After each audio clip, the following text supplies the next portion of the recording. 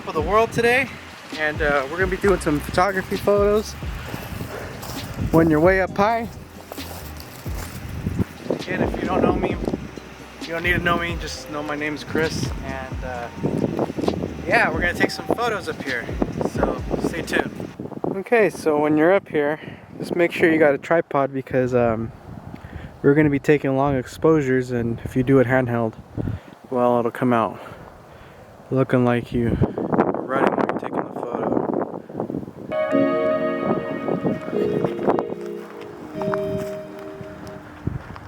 Okay guys, so we're gonna head toward the lake right now. I hope you liked my settings there. If you didn't, please leave a comment and I will be sure to read. I guess one thing on your bucket list should be to come out here in the mountains like I am. There's lots of pine cones where I'm at. I don't know if you can see that. Let's see. Look at those big old things. Well, that's kind of what's up here when you're out here. Look at that view though. That's nice. But I guess today we'll be doing some landscapes and some macro shots. You know, also too, everyone says you should always look up, but sometimes you should look down and watch out what you're going to step on, because you might step on a snake. Oh, but if you see a snake, you can photograph it, right? And if you see a flower, you can photograph that too. There's lots of people that win awards for just doing that. So one day I was looking at an article, and it said that sometimes gold appears whenever there's an earthquake, and I kind of was kind of skeptical of what that actually really meant.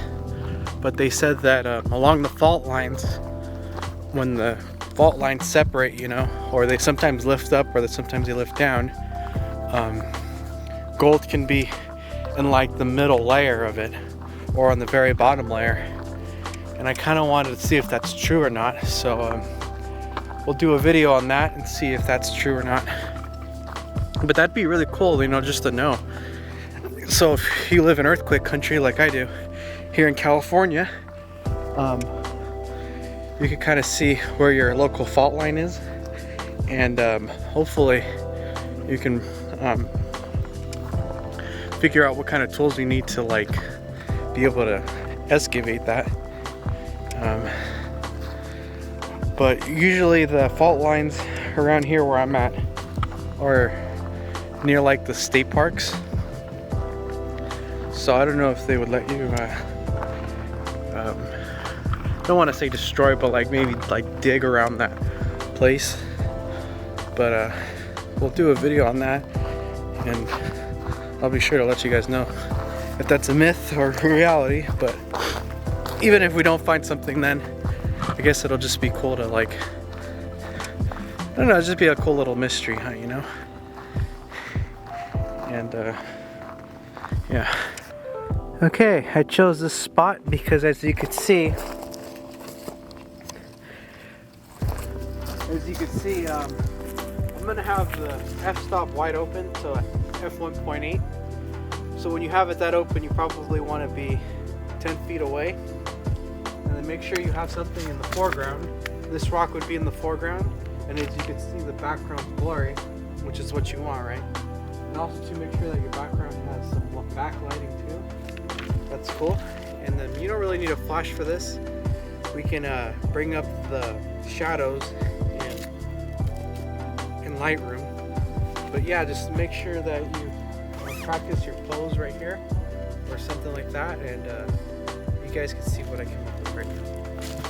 I gotta say, the wireless connection app is great if you're a lone shooter by yourself and you want to take pictures of yourself because no one else wants to.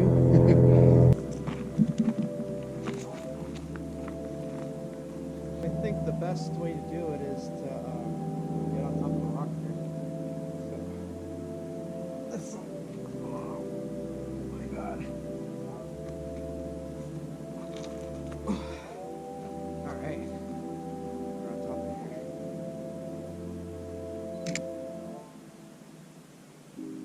posture.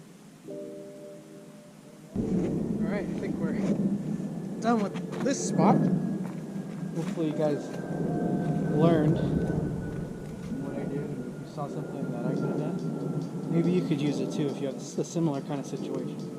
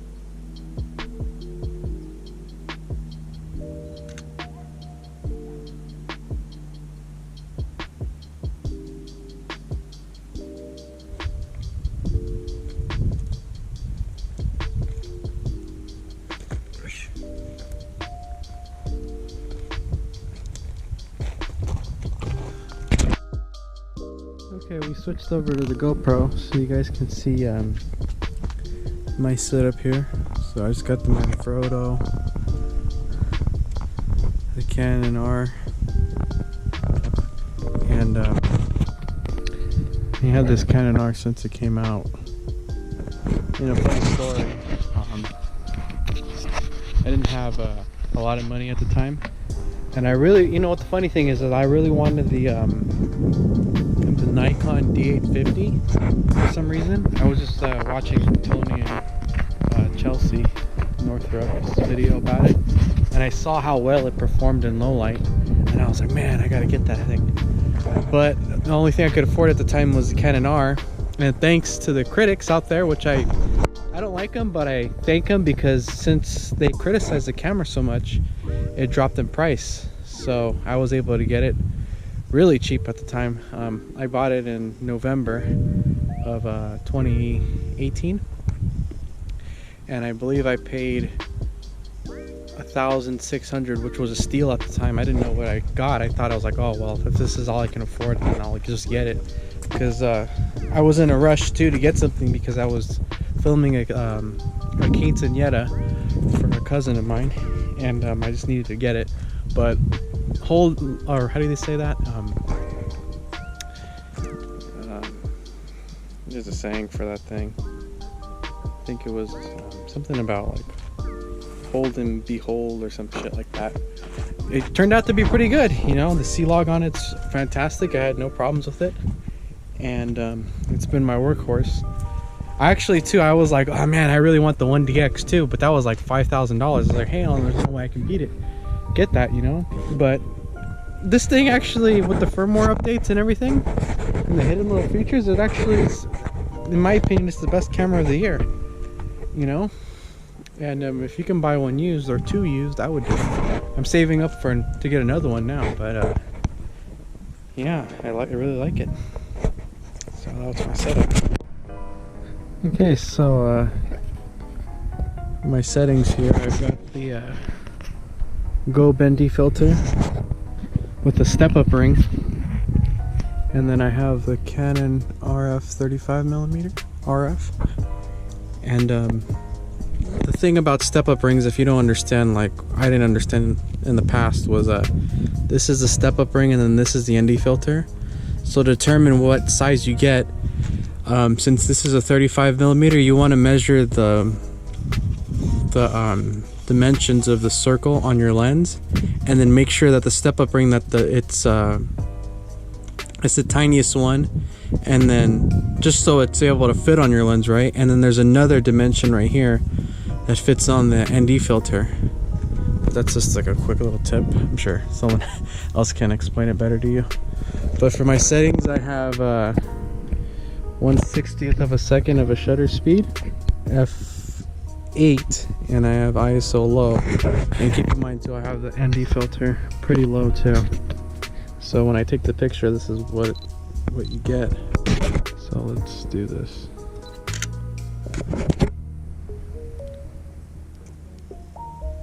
That's kind of what you get. Beautiful, right?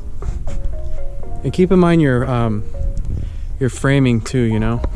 What I like to do is I'll show you right now. Let me switch over to the camera.